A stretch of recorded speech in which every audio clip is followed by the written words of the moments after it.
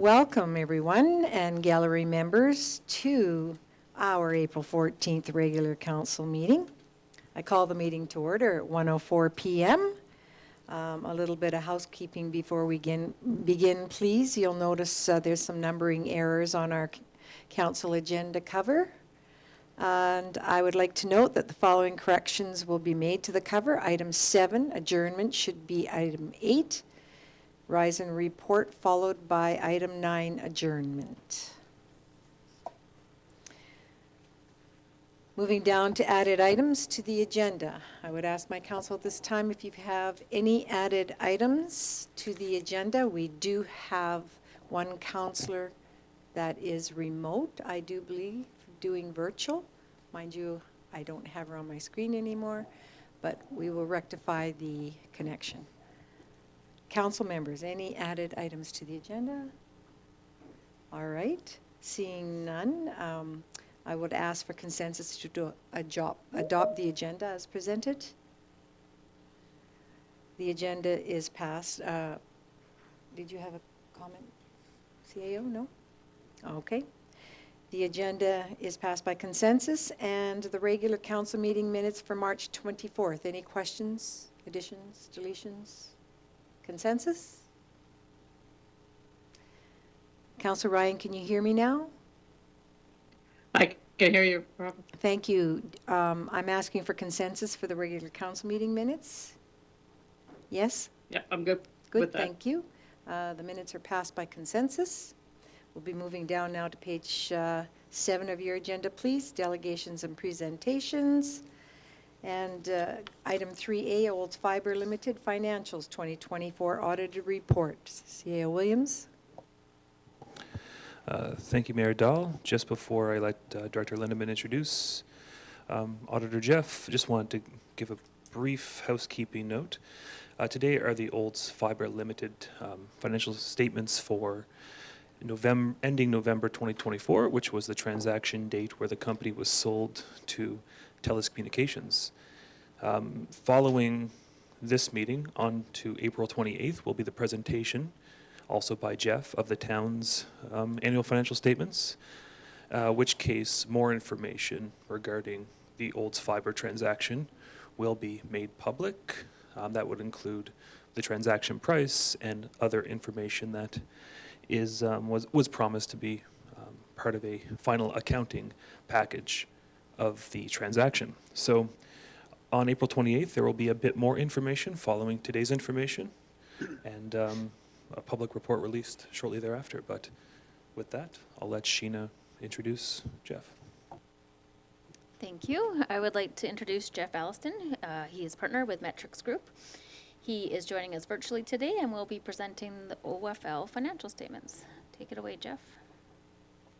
Awesome. Thanks for having me here today to discuss our audit findings of Olds Fiber Limited. It should say for the November 5th, 2024 period, which was the sale of Olds Fiber to a third party.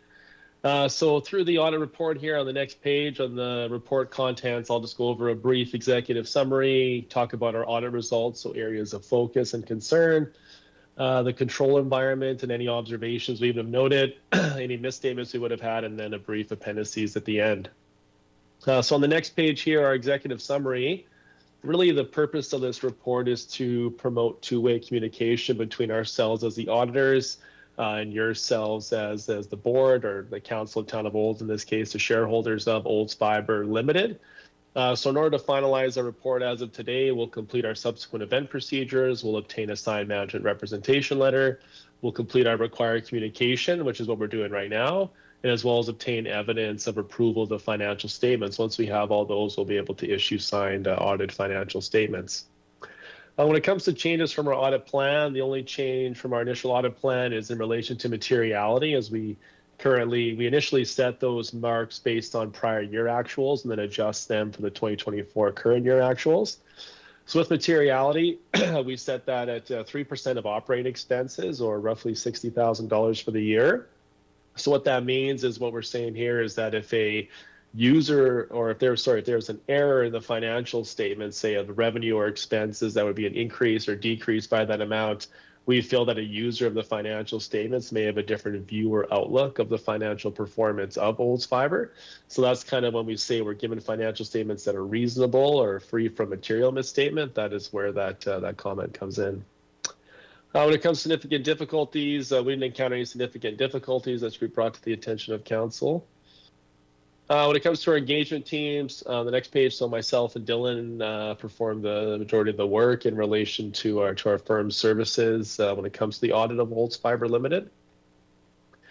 On the next page here is our audit results. So here is where we identify key areas of risk while performing our work. So a main risk for us as auditors is really management override of control. So here, management's in a unique position to potentially perpetrate or manipulate the financial statements, whether due to fraud or error.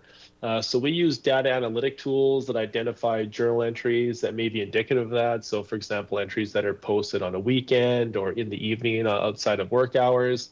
We then test those sort of journal entries to make sure that they are valid business entries. So it's not just looking at larger amounts, but looking at ones that potentially could be a risk to change or manipulation.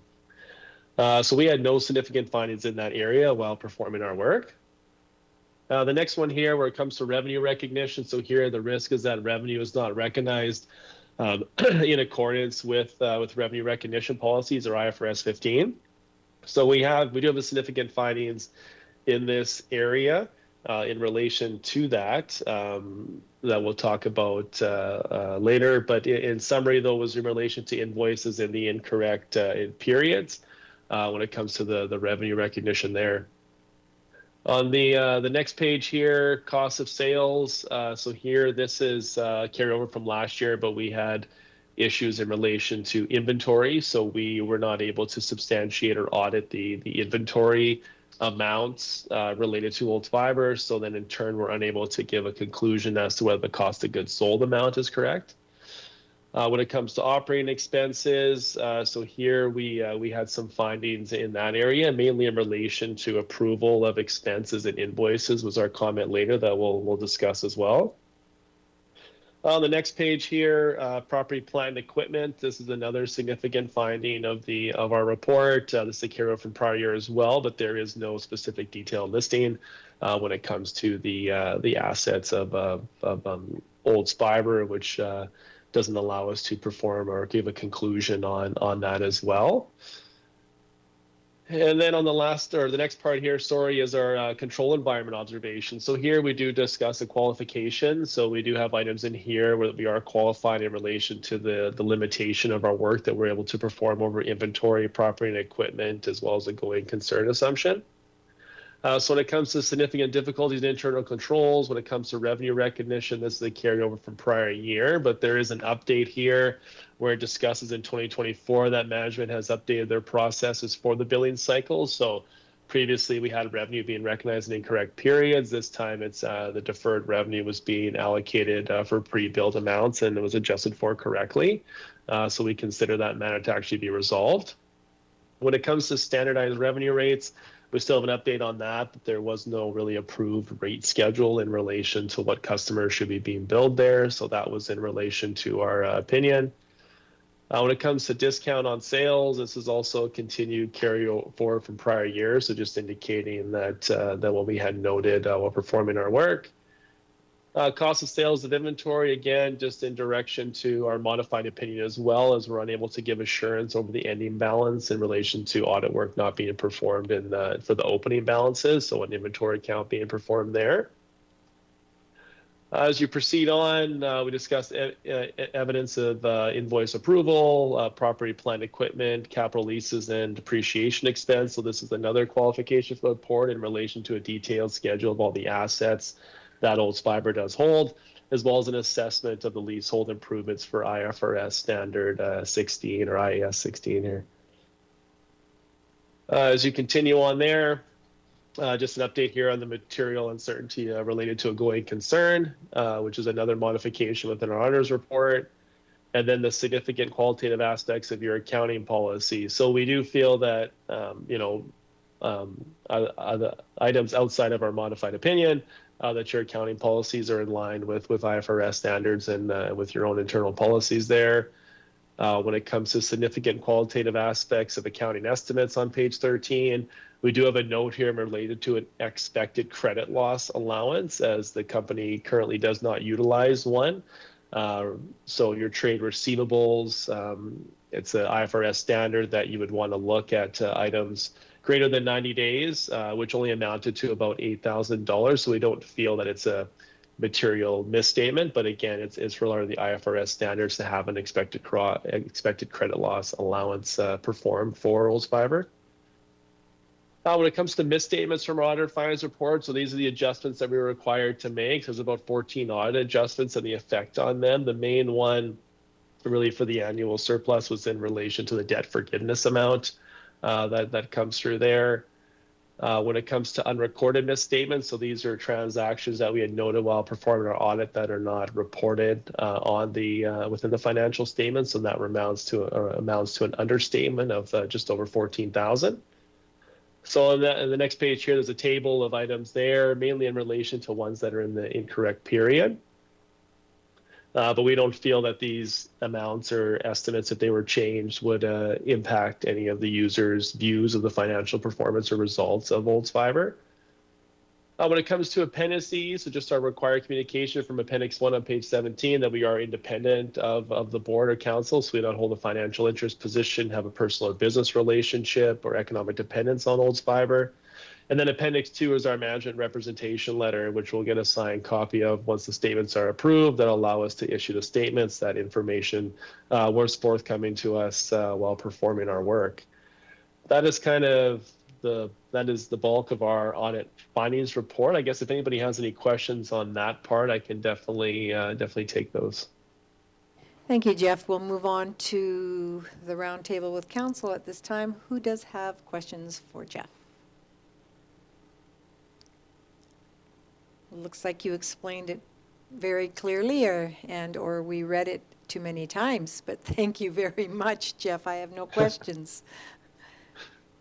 Okay, awesome. Did you want me to go over the statements at all for a bit, or I guess it's up to? Oh, I see you pulled them up. Okay, I'll go over these in relation to some key areas for you. Thank you. So as you go to the independent auditors report here, you'll see it's a little different than what you're used to seeing, but so there is a qualified opinion on there. So there are 4 areas here that we had noted, inventory being one, mainly in relation to our inability to kind of do an inventory count at the beginning of the period, property, plant, and equipment when it comes to the detailed schedule, leases in relation to the adoption of that section there, and then as well as a going concern assessment, so the viability of the organization as it moves forward. So other than those items, we're given an opinion on the financial statements. We also have an emphasis of matter here on the second part of our report here, partial year reporting. So we do draw attention to note 2, which indicates obviously there's a 10-month period versus a 12-month period. We have dated the financial statements on page 3 of our auditor's report in relation to today's date, once the board approves the financial statements there. As you proceed on, you'll see management's responsibility for the financial reporting, and that we were appointed to audit the financial statements of Olds Fiber. So here we'll get Brent to sign that one. And then on the next page is your statement of financial position. So kind of a snapshot of where Olds Fiber was at as at November 5th, 2024. So you'll see here, asset position, really just over $1 million. Comes to property, plant, and equipment, although we have a qualification there. We did do work. We did have an amortization expense amount that was posted by management there, or in relation to prior years' percentages that was allocated. So that left you with total assets of $8.1 million. Now, when it comes to liabilities, Olds Fiber's in bank indebtedness there in relation to the credit union for $3.8 million. And then you'll see the current portion of borrowings up to $3 million, which is in note 14, which is in relation to the debt previously held by the town that was that Olds Fiber was to pay back. So that left you a total liabilities there about $7.6 million, and then your equity of $478,000 for a total there of $8.1 million. On the next page, on the statement of operations, so here you'll see the sales for the 10 months were down to 3.4 from 4 million, cost of sales of 1.3, and then a gross profit of about 2.1 million. When it comes to expenses, those were also at 2.8 million at the end of 2024, leaving you with an operating loss of about 683,000. So, you know, if you were to add 2 months in, you're pretty much in line with what you were kind of expecting or doing in the previous year. The item of note here really is the debt forgiveness, which is on note 14 for 10.8 million. So this outlines the amount of debt that was forgiven within the financial statements as part of the transaction of the sale to the third party with the town and the sale of Olds Fiber. The next part here is just your statement of changes in equity. So obviously there's an injection of income that comes in with the loss of the loan of 10.1 million, which makes your equity position a positive of 478,000 versus previously's deficit of 9.6.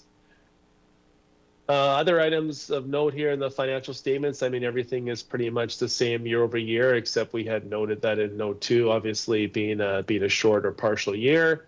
And then note 14, where we discuss the long-term debt here for the borrowings in relation to the Town of Olds promissory note of how much the Olds Fiber will be repaying of 3 million, and then versus how much the debt forgiveness was in relation to the 10 million there on the statement of operations. Those are kind of the highlights of the financial statements. I guess if anybody else wants me to go into more detail in any other sections, please let me know. But I think that's kind of a high overview of the statements for Olds Fiber there. Thank you. I haven't been able to see our virtual counselor, Heather Ryan. Were there any questions, Heather? Just want to know if you had any questions because I couldn't see you on the screen. Sorry, no, I do not have any questions. Thank you. You, Counselor Ryan, counselors around the table, any further questions? No questions.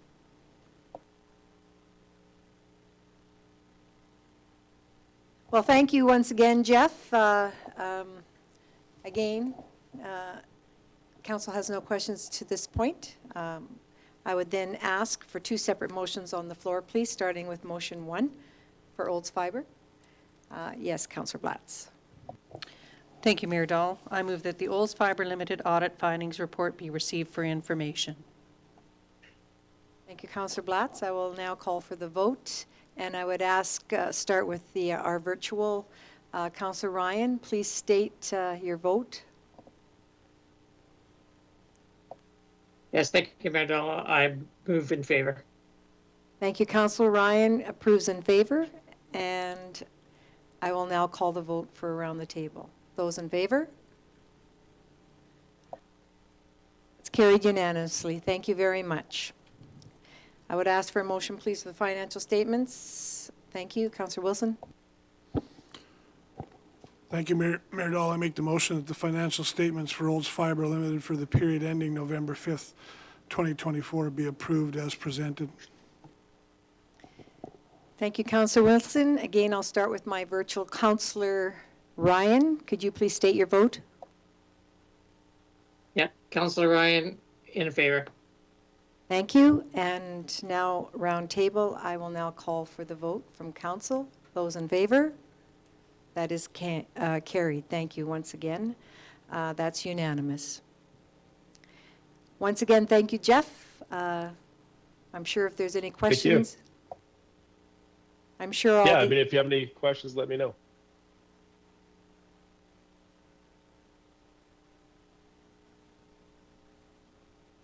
Very good, ladies and gentlemen, and council members. We will now move forward to page 54 of our agenda. Thanks for having me. Sorry, I was going to say goodbye. I think I might cut out for a bit there, but thanks. Let's take care.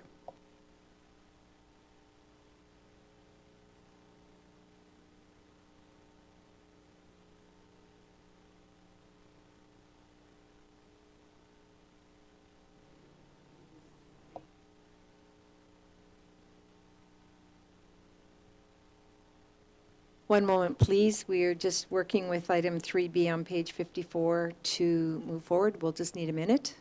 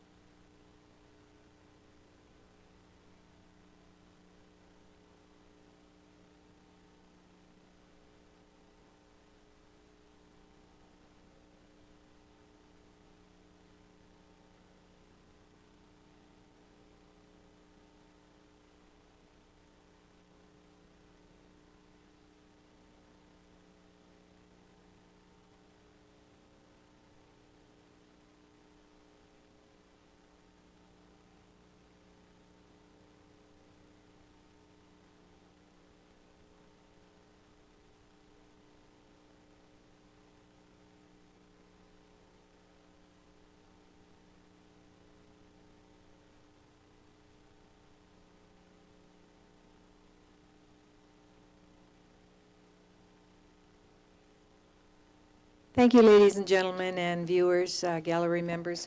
We will just give administration time for that item, and we will please move to bylaw, page 55 of your agenda, item 4A. Bylaw 2025-08, Land Use Bylaw 0123 Amendment.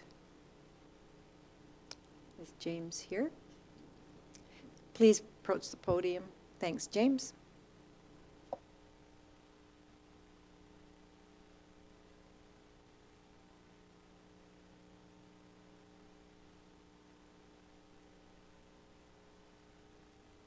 There we go. Thank you, Mayor, Council. Before you is a request for first reading of bylaw 2025-08. It is a redesignation of 2 lots, those being lots 31 and 32, block 11, plan 1711276. The lots are currently zoned general residential R2, and this amendment is to rezone them to medium residential or medium density residential, which is R3, which is in alignment of the East Olds ARP. There's no developments planned at this time for these lots. It's just to allow future development to align with that ARP. Thank you. Thank you. Before we move for first reading, does anyone have questions directly to James at this point? All right, if not, I'd ask, Councillor Cummings? Thanks, Mayor. Just a quick clarification here. These are the, maybe for Brent, these are the properties that we acquired from Habitat for Humanity? That's correct, yes. All right, thank you. Yes, thank you. My apologies, I should have stated that as well. Any further questions for Manager Planning and Infrastructure? All right, I'd ask for a motion, please, to be giving first reading. Councillor Wilson? Thank you, Mayor Dahl. I make the motion that bylaw number 2025-08, amendment to land use bylaw 01-23 be given first reading as presented. Very good. I'll start. I can't see Heather, but I will hear her. First of all, I'll start with our virtual Councillor Ryan. Councillor Ryan in favor. Thank you, Councillor Ryan. I'll do a round table now with councillors. I will now call for the vote for first reading. Those in favor? That is carried. It's passed. Item 2, please, to set a public hearing date. Councillor Daly?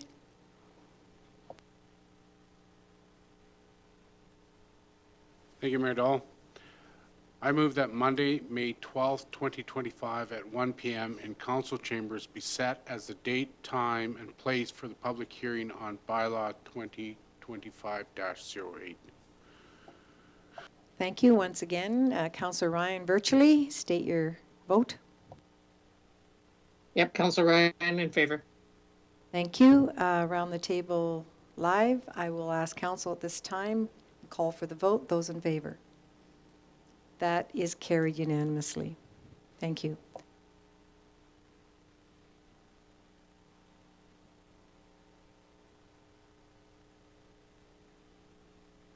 will redirect once back to CAO Williams for the housing strategy presentation.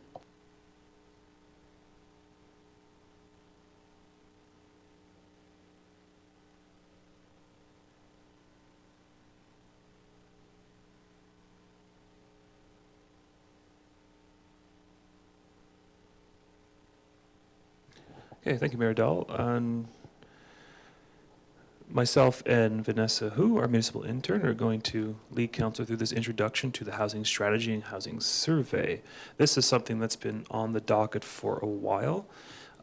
Today, council has saw a draft version of our quantitative analysis, which will form the bulk of the housing needs assessment. And there is a housing survey that is live right now for council, the public, to complete as they see fit. But to run through this briefly, a housing strategy, basically we see it as a roadmap to create a more diverse, affordable, and accessible housing landscape in Olds. Not just for our needs right now, but what we think our needs will be for the future. This draft strategy, which council will see a full version in the coming weeks, a full draft version, spans 5 years, 2025 to 2030. And the needs assessment goes further. As you would have noticed, it does project needs out to 2041, which we'll discuss in a moment. So the question is, why are we doing this right now? I think the bigger part, coming off 2023, where we saw modest growth to our housing starts, and 2024, where we saw record growth to our housing starts, continued interest in 2025, and even beyond, that Olds is an attractive place for housing growth. Central Alberta in general is attractive, and of course Alberta is perhaps the largest per capita growth center of Canada for both interprovincial migration and for international migration. So trying to ensure that we encourage growth, but we do it responsibly because growth does have impacts. The second thing is bringing it all together is the phrase most accurately depicts it. Depicts what we have done to date, which has been a lot of land use bylaw amendments, rezonings, changes to our height maximums and parking minimums. That a housing strategy is a place where we can assess what we've done to date, talk about what we want to do in the future, and provide a single, easy to decipher document for both staff, for council, and for the public to read and understand why decisions have been made or are being considered. And shaping future development, as the needs assessment will show, and the strategy will, and the survey will help complement that. The needs of housing are changing as the economy changes, and that change is happening more rapidly than ever. So it's important that we not just clarify what those needs are or talk about how we're going to address them, but we have to ensure that people are given the opportunity to engage and be informed on what those needs are. But to date, this is not a new thing. Since 2023, we have started specifically looking at housing needs, starting with a provincially directed survey that the town administered. We had fewer than 100 responses back in 2023, but that survey highlighted many of the things we're dealing with now, concerns around affordability, rental vacancy, issues with proper sized housing, seniors specific housing, assisted living. Much of the needs are still here today, but a lot more acute. The 2025 budget survey, which council may recall, there was a question on housing, and over 2/3 of respondents did say that the town did have a role to play in facilitating responsible housing growth. The most popular choice was that the town reduce red tape, work with its regulations to incentivize the private sector.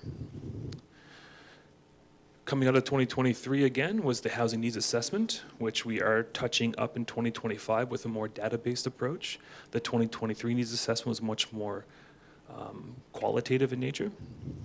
And then the final piece was the 2024 commercial gap analysis, which touched on housing briefly in terms of Uptown Old's revitalization. Coming out of that report was that the most important piece of revitalizing a downtown core in any small town, including Olds, is to encourage residential growth in the downtown, provide for a more walkable, accessible, customer-centered experience. So what's happening right now? As I mentioned, there is a housing needs survey open until April 21st. As of Friday, we had about 220 responses, which is very good for the surveys in general that we send out. But hopefully for the next 2 weeks, we get double that. And the other piece, which is going to make up the main portion of this 2025 needs assessment, is the quantitative analysis, which council again has seen the draft report, which is mostly complete. And to walk us through some of those findings, I'm going to invite Vanessa up to the podium. And she has been, along with our planner, Kyle Sloan, and myself, leading this housing project for the last several months. So Vanessa, tell us all about it. Okay, I'm going to assume this is on. Yeah, so I'll start going through specifically the quantitative analysis portion of our housing needs assessment. So to start with population and demographic trends, though growth did slow in the 2016 to 2021 census period, the town is currently projected to grow significantly going forward, ranging from 4 to 9% every 5 years through 2041. We also see an aging population with a median age sitting about 4 years older than the Alberta median. And finally, we see the proportion of visible minorities in town has been growing since 2006, making up about 10% of current residents. So now on to households and tenure. So this refers to whether you rent or own your housing. Smaller households currently make up the bulk of our population, so about 2/3 of our households consist only of 1 or 2 people. This is a trend that is expected to hold steady going forward. The proportion of renters, though, has been growing since 2006, with 28% of households renting in 2021. So while the average household size of renters has been increasing, their median income is about 40% less than the income of homeowners, which is limiting their options, especially when seeking larger housing. So now looking specifically at the rental market, the market vacancy for purpose-built rentals is 0.6%, and the vacancy in the secondary market is 0.65%. So these numbers are critically low and far below a healthy threshold of about 3%. There's especially a scarcity of one-bedroom units for rent, though 61% of households in Olds only require a one-bedroom to suit their needs. One-bedrooms make up only about 7% of our existing market. So this demand is really driving prices up. Currently, the average rent for a one-bedroom is about the same as the average rent for a two-bedroom. Next, looking at our housing stock and deficit. So since 2016, 322 housing units have been added, with a record 116 new units in 2024 alone. However, to meet projected demand, Olds still needs to build 2,483 new units by 2041, and so this is reflecting a rate of 124 new units built per year. Going into our affordability analysis, very low income and low income households make up about 20% of households in our town. However, with current average rents and home costs, very low income households can't afford any market housing to rent or to own, and low income households can only afford shared or studio rentals at market rates, which are very limited in supply. Even moderate income households struggle to afford 2+ bedroom rentals or entry-level homes, and in general, home ownership is out of reach for many households, only really being affordable for high-income households or households without mortgages. So, some key takeaways. There is just a real disconnect between what is needed and what's available. Overall, a good majority of households in town, again, are smaller, but we're facing a supply of largely 3+ bedroom units. We also have an extremely strained rental market with low vacancy, high demand, and a limited supply of smaller and affordable units. So in order to address this mismatch in supply and demand, we do need smaller housing options, especially one-bedrooms, and also more diverse forms of housing, including duplexes, townhomes, etc., to accommodate our demand. Overall, affordability gaps persist, especially for renters and lower income households, meaning there is also a need for more non-market housing, affordable housing, and student housing. Thanks. Thank you, Vanessa. Before we let Vanessa sit down, I'll take up the potential strategy piece again. The quantitative analysis and the document that you saw, any questions on that data presented?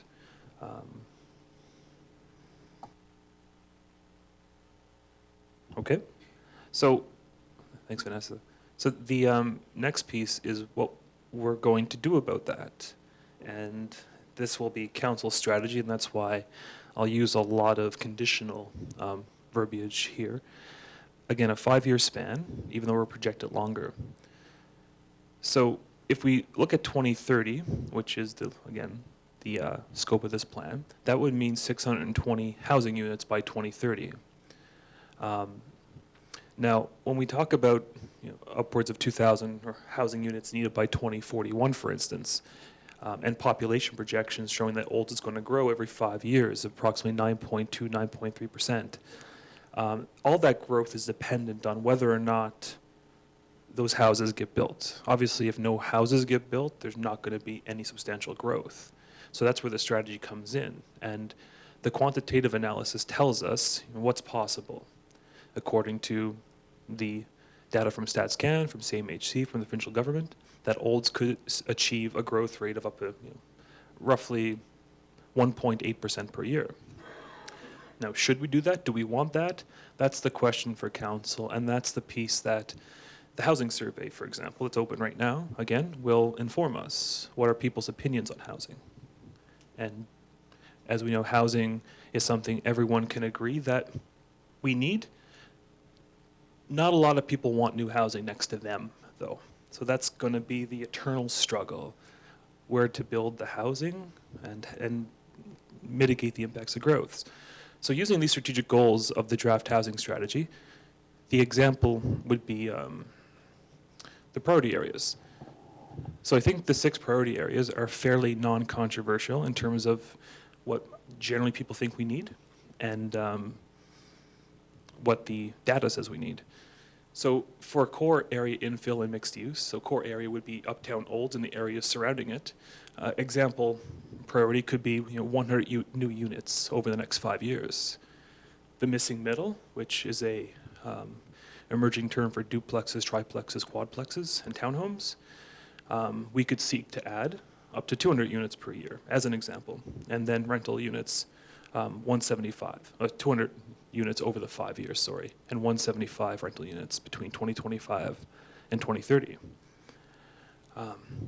Other priorities, preserving neighborhood character. We do hear very commonly when development occurs in places like East Olds or Uptown Olds, that there are area redevelopment plans in place, and we need to respect those older communities and the architectural designs that they aspire to.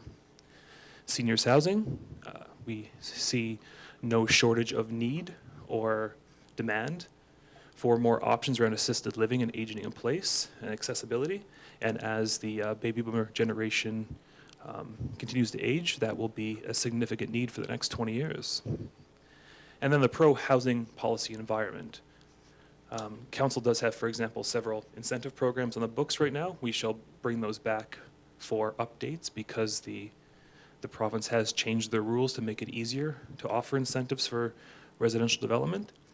And then with the land use bylaw review, it's a key opportunity to ensure we are doing everything we can to streamline development approvals without sacrificing the quality.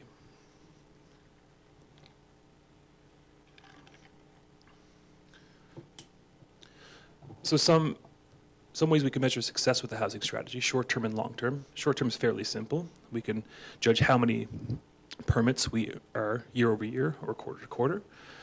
We can look at our approval timelines from P&D.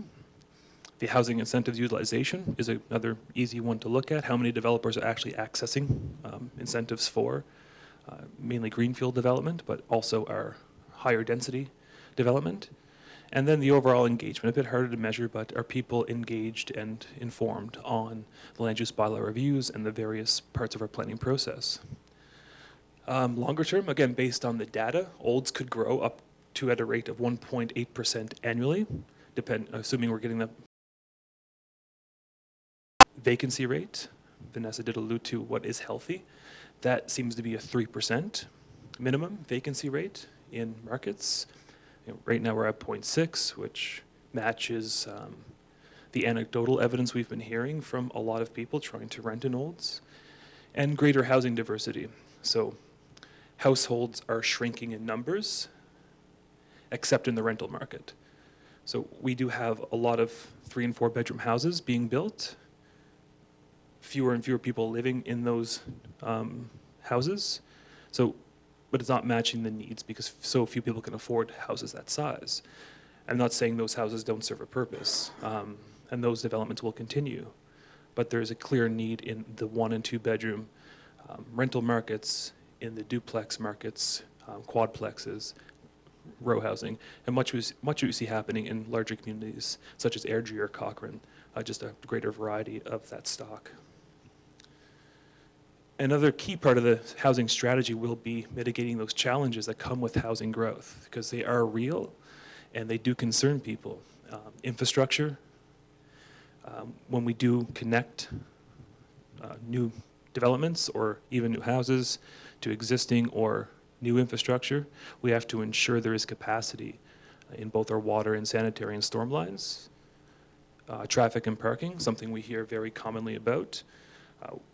I don't believe there's any appetite to adopt something like a Calgary or Okotoks model with 0 parking minimums or narrower designs for roadways. We do want to keep our standards that we have in place and direct higher density developments to the appropriate areas. Schools and healthcare, as our population grows over the next 5 to 10 years, we will work with Chinook Said School Division first to get the next elementary school built in Olds, which we are on their capital plans, and we do have some land designated. The Catholic school is a bit further along, but as they're ready to talk, certainly finding land for them. Healthcare is also a common concern. The accessibility to doctors and the capacity of our hospital. RCMP and bylaw. Council's already talked about the RCMP costs coming down the line even without population growth, and we'll see that need expand. And with bylaw municipal enforcement, unfortunately, Council has invested in that expansion of capacity. So we don't see a burning need coming there in the near future. And then other important things, the strategy will talk about the private sector. Not news to anyone, the town of Olds builds exactly 0 houses, and we will continue building exactly 0 houses. The private sector does all the work, and our main role is to facilitate and enable them to do the work we need them to do in Olds. This strategy, I believe, is part of that, demonstrating the need, doing the studies, reducing the red tape, connecting developers with landowners, whatever it might take. Funding growth, such as our offsite levy regime and development charges, ensuring those are aligned and reasonable. Again, engagement, and then internal coordination, because most departments in town play a role in housing, whether that be planning and development, infrastructure, parks and public works, economic development. So the next steps of this strategy, the housing survey is mentioned open until April 21st. We will be hosting a open house on May 5th, which is the date of the committee of the whole. We'll have 2 sessions, one 11 a.m. to 1 p.m. and another 5 p.m. to 7 p.m. And we'll be advertising those very shortly, at the close of the survey, in fact. The 2025 needs assessment report will be released in full shortly after the housing survey closes. I'm predicting early to mid-May. Then council consideration of the final strategy sometime in June. But again, council will see a draft of the document well before that. And then this housing strategy conveniently leads into our land use bylaw review and engagement process. So the strategy is just the plan of where we want to be. The land use bylaw is a key tool in facilitating the housing strategy, in getting the rules aligned to build these houses.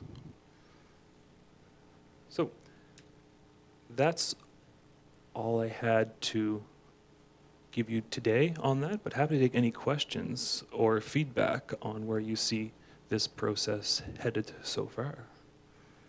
Thank you very much, CO Williams. Very good information sharing for everyone. I will start, I'll start around with council, if you could let me know if Councillor Ryan, our virtual councillor, has any questions.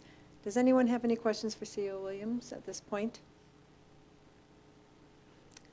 Yeah, excellent, excellent comments, and I'm looking forward for our viewers and gallery members and all councillors to check out the next steps online for details. Did you? Yes, please. Councillor Blatz. Thank you, Mayor Dolan, through you to CO Williams and to Vanessa. This is a great presentation, and I did a little research through our website under our building and business and found the housing in Olds, and it has all the links to much of this information, and I would encourage many of our residents, if they require or are looking for further information, to go ahead and research it on their own, because it did provide an awful lot of great information. And thank you again for all the time and effort that was put into this for both of you, and to all of the team. Thank you. Thank you. I see our viewers back up on virtual, and she had her hand. Did you have your hand up? I believe you had your hand up, Councillor Ryan. No, I did not. Thank you. Very good. You were just moving. That's fine. Councillor Wilson? Thank you, Mayor Dahl. Through you to the CAO or through to Vanessa, can you just comment on there's a lot of interlocking pieces that would come together over the period of the study and the strategy. What role does the ECDEV play in this, or are we saying there is pent-up need, demand for this housing right now, or does ECDEV and the attraction of jobs factor into this, and if so, to what extent? Thank you. Yeah, good question. ECDEV becomes involved largely at the developer engagement stage, that they have brought forward multiple potential housing developers. The strategy itself has not involved ECDEV to a large extent yet, but when you talk to tie it together, we do have, let's say, the Brood Initiative, which is related to the Next Generation Economy Initiative. We have the commercial gap analysis, the housing strategy, land use bylaw review, and the ultimate ECDEV strategy. All this will fit together, and role clarification. ECDEV will largely remain focused on commercial and industrial attraction, but even that in itself ties closely into housing construction and residential attraction. People generally move for jobs, and that's the primary motivator, but also businesses need workers and customers, and business confidence, anecdotally, tends to grow in communities that are growing. And so I do see all the pieces interlocked, and as we move into 2025 and we have the ECDEV strategy and the housing strategy and the land use bylaw review, we're going to make sure that there's a clear interlock between all of those. Thank you. I see Councillor Ryan has her hand up. Yes, thank you, Mayor Dahl, through you to CEO Williams. I'm just wondering whether or not, when we look at the land use bylaw, are we going to be opening up or even taking a look at all our area structure plans to see whether or not there's room for multifamily development in some of these area structure plans that may not have been, accommodated before? Because there's a bit of a shift, I guess, if the area structure plan was done way back in the 80s or 90s, and certainly going from a more, going from a more single family development headspace to a multifamily development that is needed and required according to our assessment here. So I'm just wondering, when we look at the land use bylaw, whether we would be doing that. Yeah, a good question. And the zoning part of our land use bylaw, I don't see that having significant changes to how it looks now. We do want to consolidate some of our land use designations and get a better control over, let's say, our direct control districts. But when it comes to, let's say, multifamily housing development and the zoning required, if and we'll have a more illustrative display being advertised and certainly at the May 5th open houses. If we look at a zoning map of Olds, we have more room to grow than we need for the next 20 years. Now, some of that land is unserviced and very difficult to service, but the land we call R3, higher density, we have plenty of land currently zoned R3 to accommodate everything within our housing strategy. So I don't see a need to zone anything new into multifamily. There is multiple areas of town that are currently designated.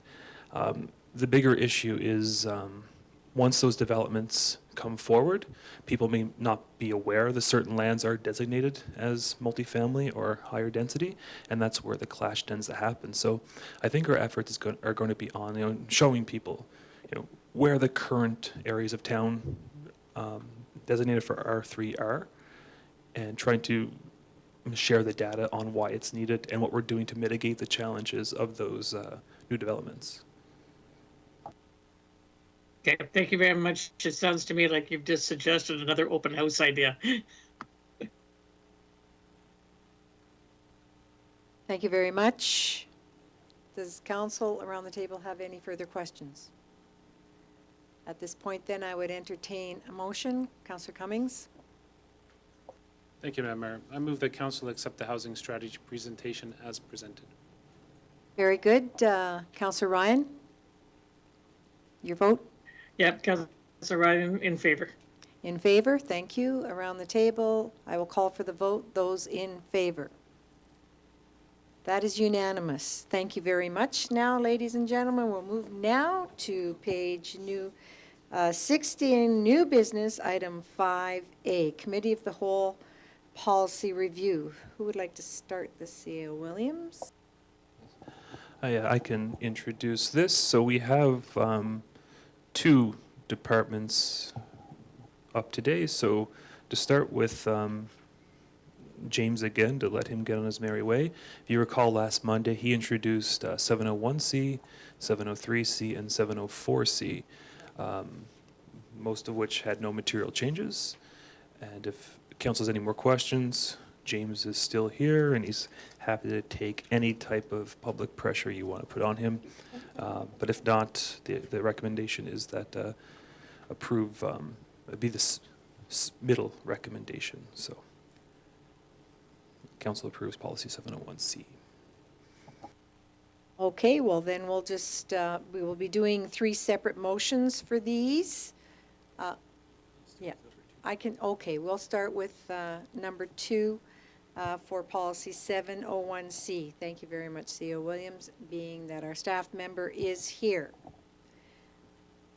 I will start then to ask council if you have any questions to policy 701C.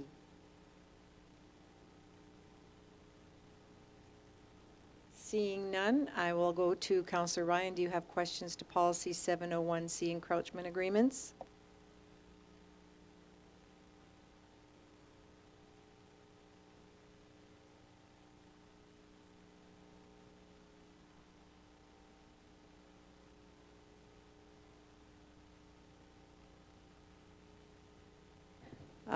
Very good. I would then ask our, Councillor Cummings, I'm sorry. Thank you, Madam Mayor. Just a clarification on what we're doing right now. The motion that we want to put on the floor is for 3 policies, right? 701C, 703C, and 704C, all at the same time, I believe, right? Okay, thank you. Yes, our staff member is in the audience, and we would like to deal with him with his policies at this time. I would ask then if the Manager of Planning and Infrastructure, would you have any further comments to these? No. Okay, very good. I would ask for a motion then. Counselor Blatz. Thank you, Mayor Dahl. I move that council approves Policy 701C, encroachment agreements, Policy 703C, certificates of compliance, and Policy 704C, civic addressing, as presented with no material changes being recommended. Thank you. Have we lost Counselor Ryan then? Very good. All right, I will have to call for the vote around the table at this time. Is there anything further you would like to say? Very good. I will call for the vote for those in favor. Opposed? That is carried unanimously. Thank you very much for your time.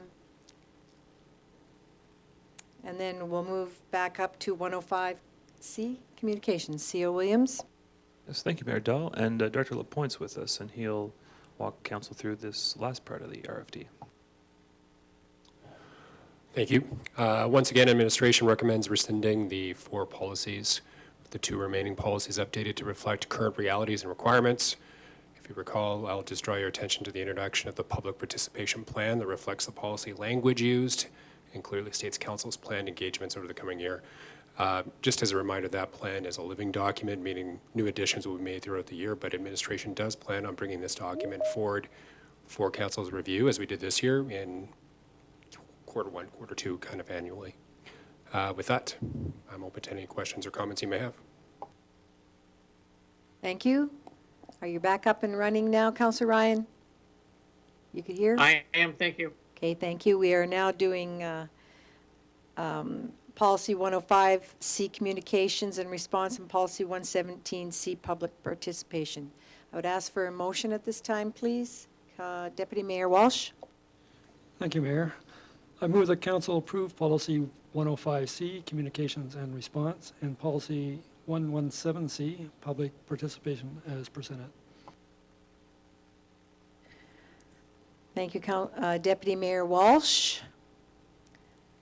No further comments? All right, I'll start with Councillor Ryan virtually. Yay or nay? Yes, thank you. I'm in favor. In favor? I'll go around the table. Those in support? None opposed? That's unanimous. Thank you very much. We've got item 3. I'd call for a motion for item 3. Councillor, who didn't make one? Councillor Wilson. Thank you, Mayor Dahl. I make the motion that council rescind the following 4 policies: 102C, brand standards; 111C, social media; 115C, media relations; and 116C, plain language. Thank you. We have the motion on the floor. Is there anyone that would like to speak to these? Seeing none, are there questions from the floor? I see no questions. I would then start with Councillor Ryan for the vote. I'm in favor, thank you. Thank you. And around the table to live councillors, those in favor? And there's none opposed, so that is carried unanimously. Thank you, ladies and gentlemen and viewers. We will now move down to page 76 of our agenda, item 5B, spring budget adjustments. C.O. Williams. Thank you, Mayor Dahl. For these next 2 items, 5B and 5C, Director Linderman will lead us through them. Sheena. Thank you. And as CAO mentions, I will be speaking pretty much to both items at the same time because they are so intertwined with each other. So the proposed operating adjustments were presented to Council last Monday at the Committee of the Whole. No changes have been made to what was presented last week. Last week when I presented the adjustments, we were still in talks with Alberta Treasury on the refinancing of the OFL debenture and were unable to present tax rate options.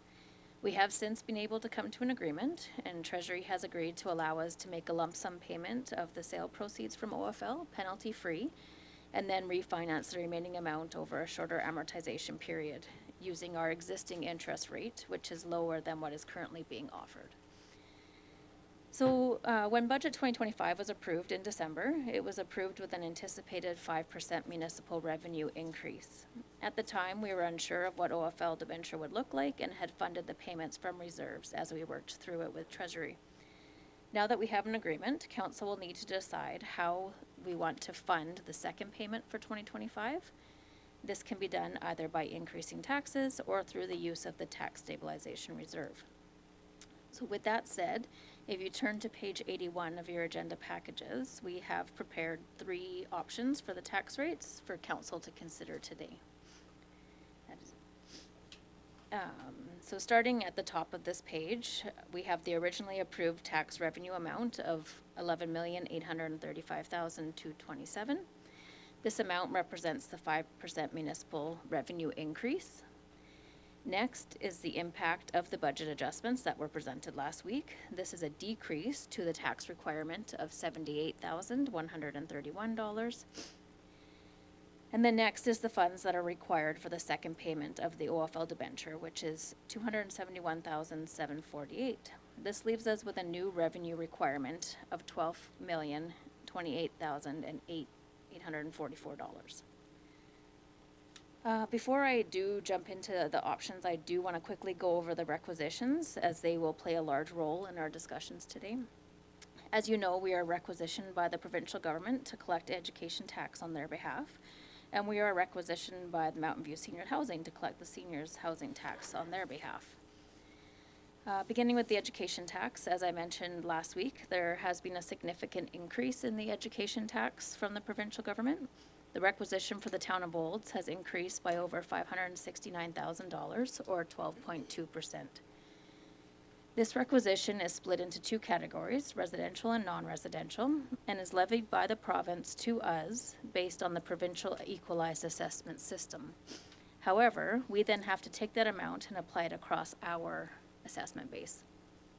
So with that said, the increase for this year for the average residential property will be approximately $150, or 17% increase, while the average non-residential property will see a decrease of approximately $151, or 4%.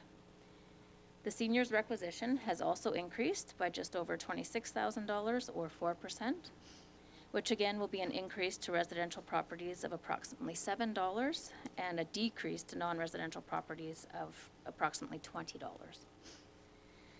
Again, while we have no control over either of these levies and receive no revenue from either of them, they are administered by us and tend to get lumped in when residents are looking at their overall tax increase.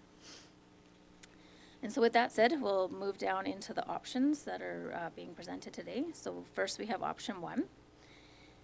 Option 1 is keeping with the already approved 5% increase to the municipal portion, and then funding the remaining revenue required, which is $166,946 from the tax stabilization reserve. This option would decrease the residential tax rate by 2.07%. and increase the non-residential tax rate by 8.10%. Because of these tax rate changes, the ratio between the residential and non-residential tax rates would increase. This, as council will remember, it was a recommendation that was given to us in the organizational review that was completed in 2022. So that would complete that recommendation. If we go down a little further on this page, we see the impact to our ratepayers. The average residential single-family home would see an increase to the municipal portion of $112, or $9.33 a month. And the average non-residential property would increase by $411. When we add in the school and seniors taxes, the average residential property would see an increase of $268 a year, or $22.33 a month. And the average non-residential property would increase by $239, or $19.92 a month. Before I move to option 2, would you like me to present all 3 options or speak? Yeah, okay. So moving to option 2. This option would be an increase that is purely to the tax rates of 2.16%, and that is to both residential and non-residential. This would maintain the current residential and non-residential ratio, thus not meeting that recommendation from our organizational review, and would fully fund the $12 million that's required to balance the budget.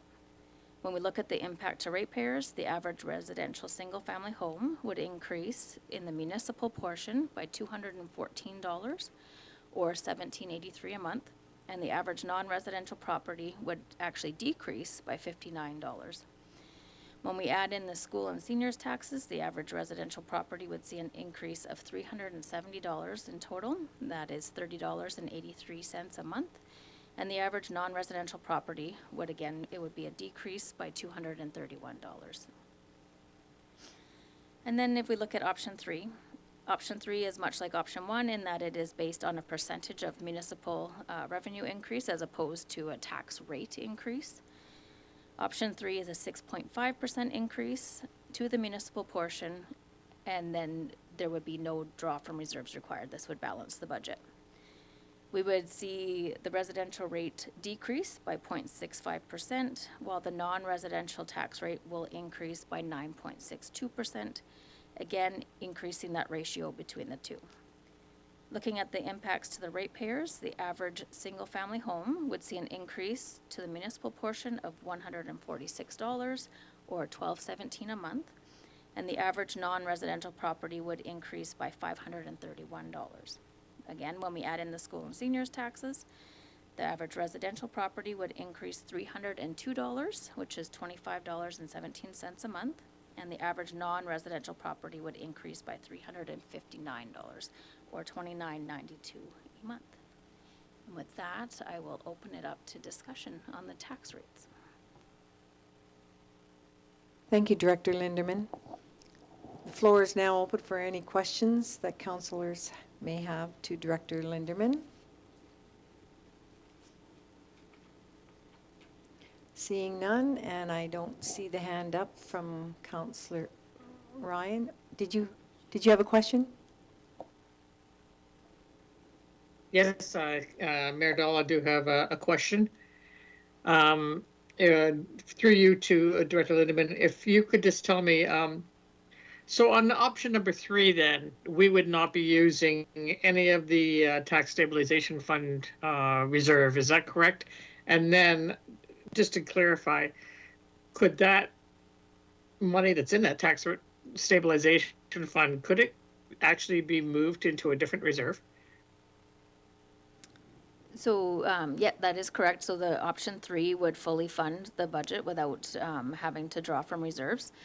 And the second part of your question, should council choose, they can move money between reserves with a motion.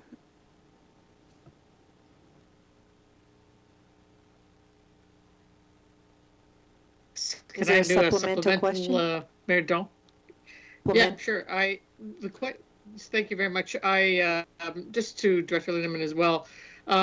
So then, in doing so, it would allow us to provide a bit of a cushion in the reserves, because we continue to draw down our reserves over and over again, and doesn't seem to be very much replenishing of it. And I'm just wondering what the thoughts are from yourself or CEO on that kind of scenario. So it wouldn't change the actual value of our reserve, so it would still be an operating reserve that's included in the total. It would just move what that reserve could then be used for. So right now you have, it's 331,000, I think, at the top of the sheet, 332,000 in the tax stabilization reserve that is specific to this purpose, helping to keep tax rates lower. If you were to move it out of there, you could move it into general operating, which then could be used for however council wishes during budget again. Great, thank you. Is there, this is CEO Williams, is there any benefit in doing that?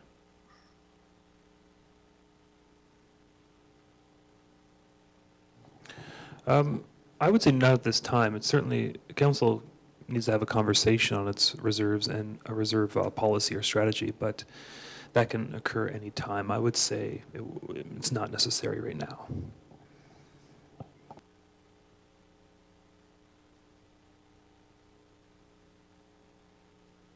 Thank you. Thank you, Councillor Ryan. Once again, are there questions from the floor? And does council have any questions from the floor? Councillor Cummings. Thank you, Madam Mayor. I kind of like the direction Councillor Ryan's going in here with the tax stabilization fund being used for something else if we don't need to use it today. If we look at the first two motions that we have to address right now, it's because we've got to change our budget from the original budget. And that's what reserves tend to be used for, right? We have every year, we've been on council, we've been asked to make amendments to the budget because unforeseen circumstances happen all the time. And that's what reserves are for. The ability to move a reserve from one place to another place is great for that purpose. If we don't need to use the tax stabilization fund today, then that's funds that we can use later on to fund those unforeseen circumstances that always occur. So I'm more in line to go with option 3 here, where we don't need to use reserves unless we have to.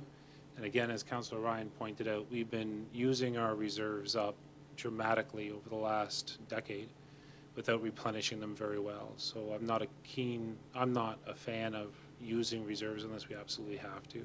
So for that reason, I'm in favor of 3. Again, for that other reason, trying to reevaluate or realign our assessment difference between commercial and residential. So thank you. Thank you, Councillor Cummings. Go ahead, Councillor Wilson. Thank you, Mayor Dolan. I realize we're only at first reading for the tax rate bylaw, so I'm not sure if to what extent we are discussing and debating the merits, but I can only support option 1. I can't support option 2 or option 3. I think this council has an obligation to the ratepayers from a governance and a fiscal perspective, and we bring the advantage of looking at all the numbers, and Director Linderman has touched on we're facing pressures not only municipally but from the education side of things, as well as the senior housing requisition. And to me, that's exactly what the tax rate stabilization is for.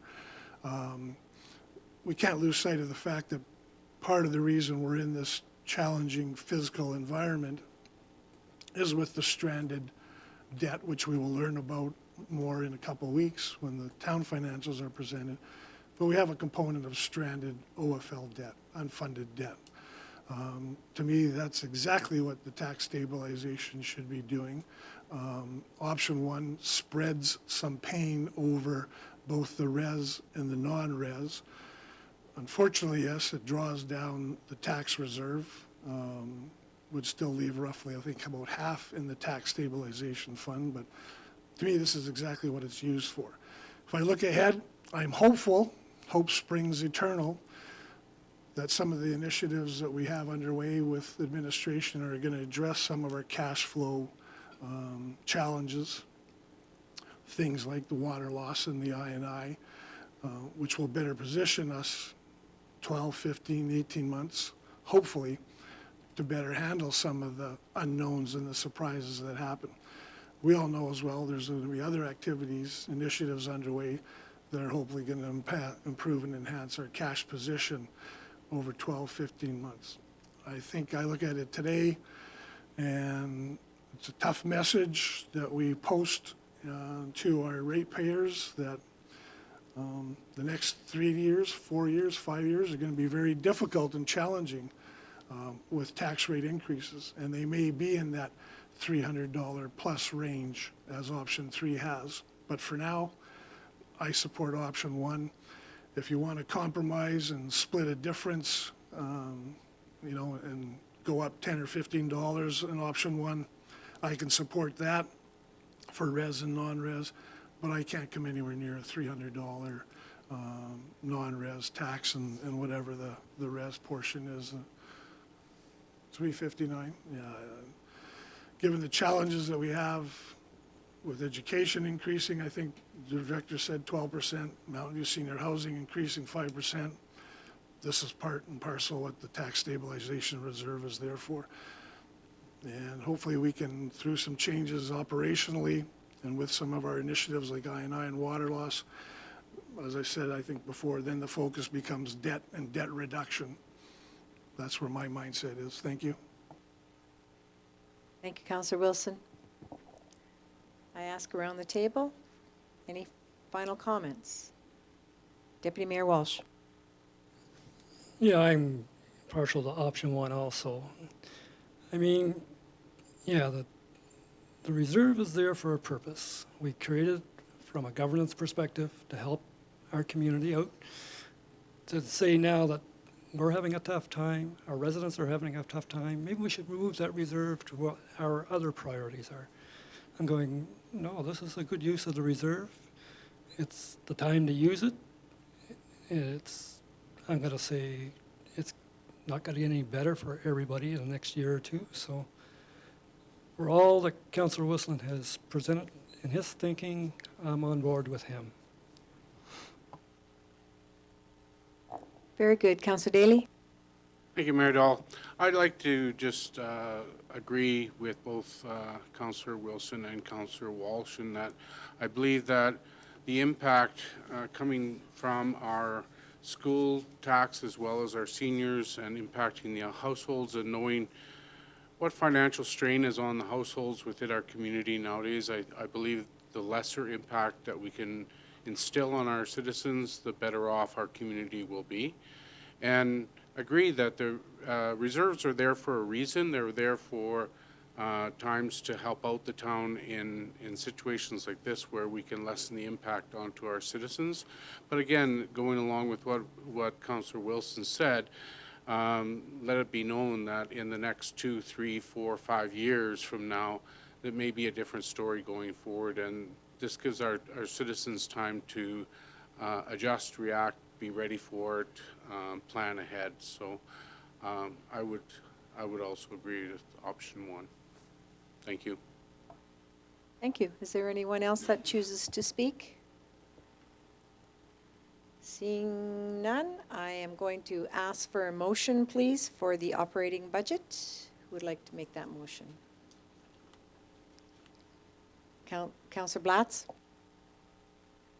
Thank you, Mayor Dahl. I move that council approves the adjustments to the 2025 approved operating budget in the amount of $503,771 for a total 2025 operating budget of $36,391,043. Thank you, Councillor Blatz. I will start with Councillor Ryan virtually on your vote for the motion. I'm in favor. Thank you. Councillor Ryan is stated in favor, and I will now call for the vote around the table. Those in favor? That is carried unanimously. Thank you, and I would ask for a motion, please, for the capital budget. Councillor Wilson. Thank you, Mayor Dahl. I make the motion that council approves the adjustments to the 2025 approved capital budget in the in the amount of $732,065 for a total 2025 capital budget of $6,256,065. Thank you. Going to virtually to Councillor Ryan. Your vote, please. Yeah, Councillor Ryan in favor. Councillor Ryan states in favor. Going around the table, please. I will call for the vote. Those in favor? None opposed. That is carried unanimously. Thank you very much for all your information. And Director Linderman and CAO Williams. Moving now, please, to page 83 of your agenda, item 5C.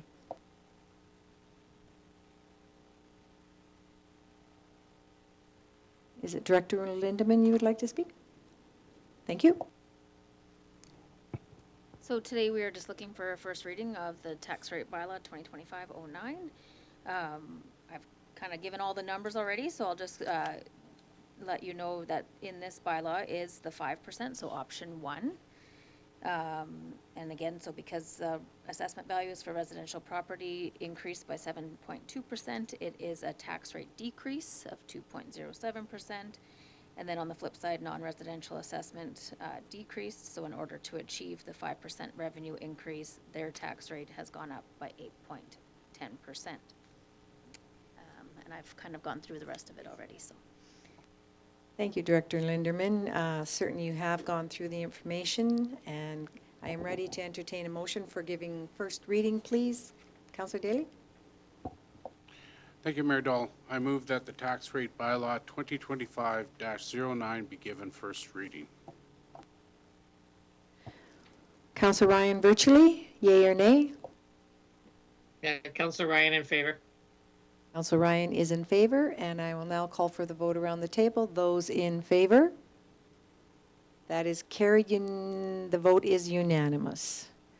Moving down to page 89, please, of your agenda, item 6A.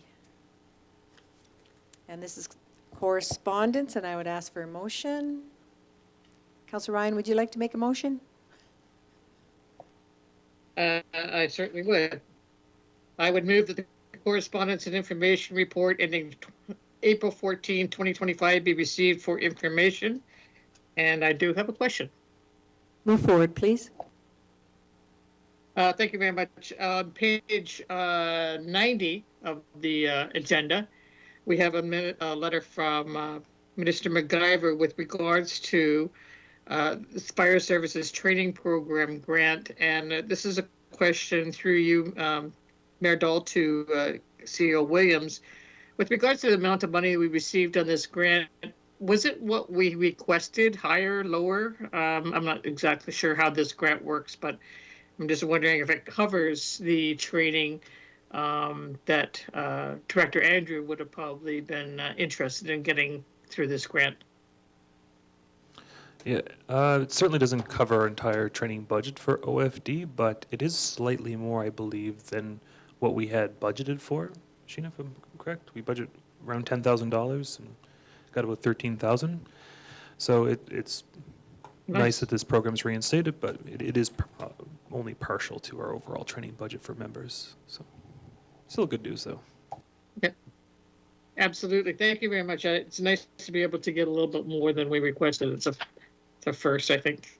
So it was a nice surprise. The letter came in a little later than I thought, but it came in with some funding. That's very good. Any further questions? Very good. We have a motion on the floor from Councillor Ryan virtually. Of course, I'll call for the vote from her first. Yep, Councillor Ryan in favor. Councillor Ryan is in favor, and around the table, I will now call for the vote. Those in favor? None opposed, so that is carried unanimously. Very good.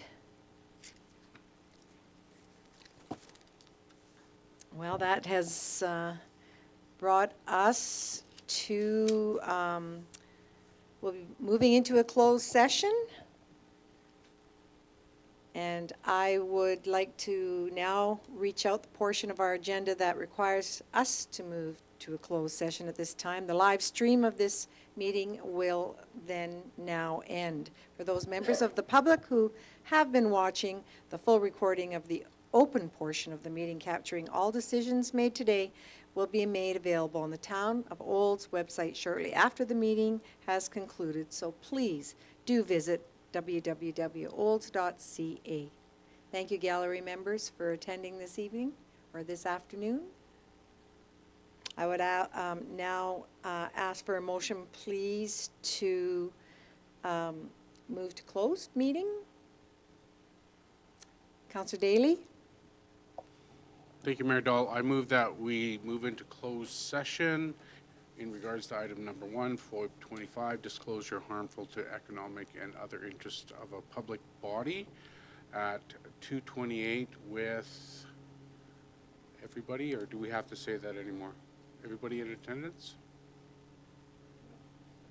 I don't have to say it. Okay. That concludes my motion then.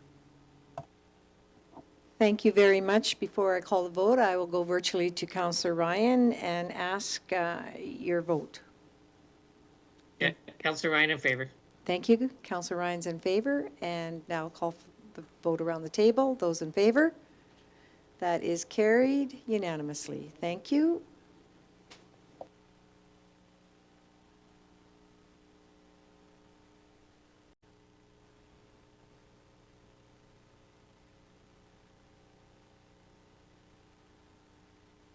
Thank you.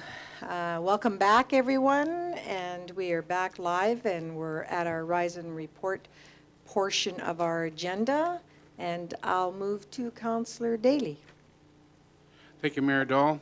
I move that council direct the CAO to respond to the Olds College's request in regards to town strategy planning priorities as discussed.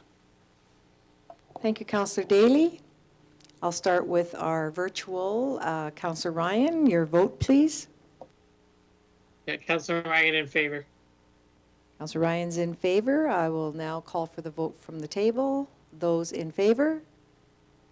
None opposed, so that is unanimous. Thank you, ladies, gentlemen, and viewers. I now adjourn the meeting at 2:52 p.m.